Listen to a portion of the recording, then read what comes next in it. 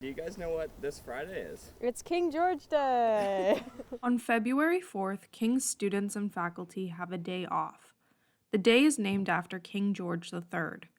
The University of King's College received its charter from the monarch in 1802.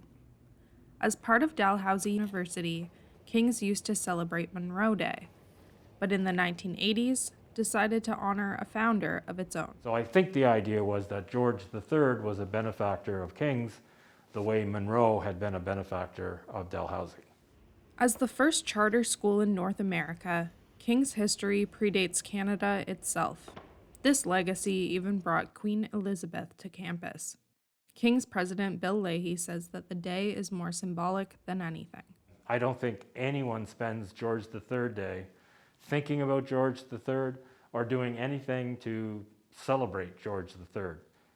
It's a good idea to give students, faculty, and staff a day off in February, bleakest month of the year, and that's really what it is, and that's all that it is. Students on campus largely share the same sentiment. For me, it's just a day off.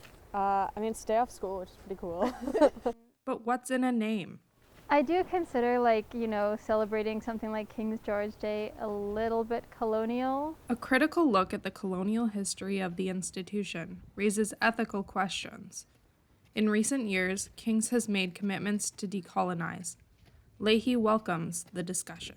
A conversation around who was George III and what happened in George III's very long reign. I think that would be an interesting conversation to have and a healthy one to have.